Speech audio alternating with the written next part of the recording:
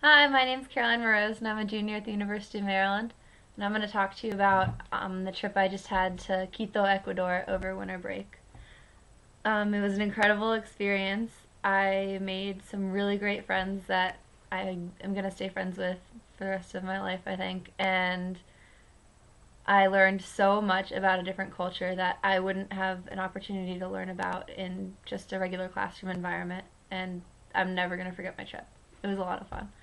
I stayed with a host family that didn't speak English at all, so I got a lot of practice with my Spanish, and I think over 2 weeks I gained so much confidence and just got so much more comfortable speaking Spanish that it really helped because I'm a Spanish major, that it definitely helped with my communication skills a lot. I have some videos from the trip, and I'm just gonna go through and narrate them all for you guys so you can see exactly what I got to do during my study abroad experience. Enjoy! My favorite part of the entire trip was we went to this mountain called Chimborazo, which was like 3.5 hours outside of Quito. So we took a bus and stayed in an indigenous um, town that night. And the next morning we woke up and drove to the first base camp, and there were 3 base camps, and we were going to hike up to the second one. And we actually hiked past the second one after we stopped at the second base camp and had tea and just rested for a little bit because the altitude is so high that you can literally take like 5 steps and then you have to stop and catch your breath. And we hiked up to 17,000 feet to where we couldn't go anymore without like legit hiking equipment. So that was definitely the most incredible part of the trip for me because I had never seen a view like that. And just we also got to, for one of our homework assignments, we had to read a piece of writing by Simon Bolivar.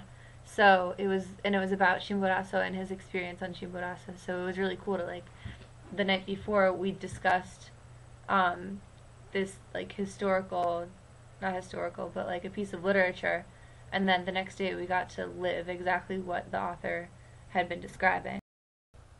On the first day, we did a tour of the historical part of Quito, and this is a video of La Plaza de la Independencia, where there are a lot of important buildings, and there were a ton of people there. It was crazy to see how many people there, how alive it was, and just so busy. And one of the really cool things that happened was a folklore ballet put on a performance, and they had people from the audience come and dance. So I was wrangled by a guy in a devil costume, and I had to dance in front of in front of a huge crowd of people, which was humiliating, but also an unforgettable and hilarious experience. We also got to visit the palace of the president, where the president lives, and there was a protest going on in front of that, which is also really cool to see. Um, how normal people deal with like the political situation there. Another really cool experience that we had was when we did one of our overnight trips. We went to a small town that it specialized in making things out of these reeds that grew in the pond or in the lake in the town, and this is on my wallet. They made like everything out of these reeds. This is a little alpaca guy, and we went to the artisan shop and we got to see how they made it, and I have a video of that.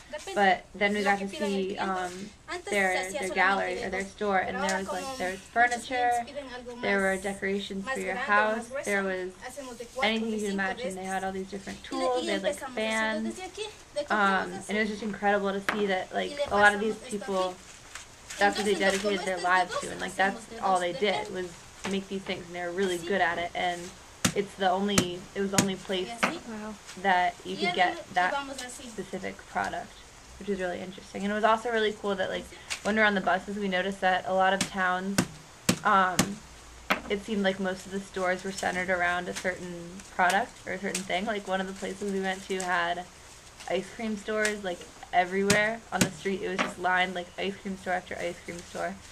And then another town specialized in cheese.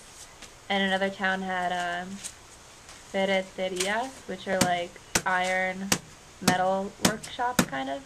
And I just thought it was really interesting that a town developed like a specific trade or craft or like product that's what everybody did in the town.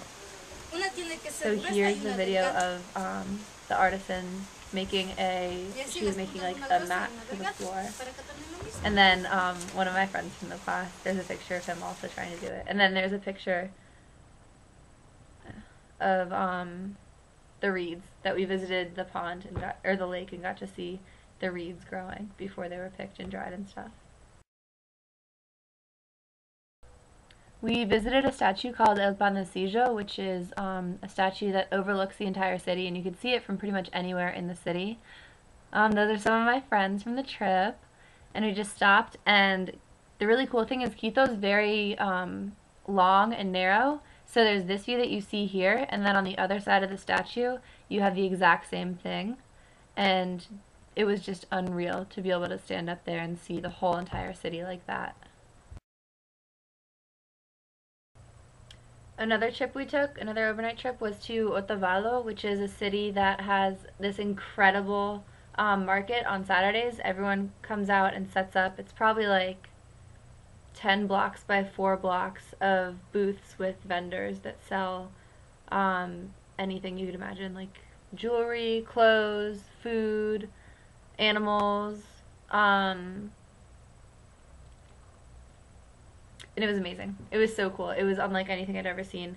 And the culture there, everyone haggles for prices, and also because they know that we're we're studying abroad and we don't really know what's going on. The prices are a lot higher than they would be for the people who live there and who look like they fit in and know what they're doing.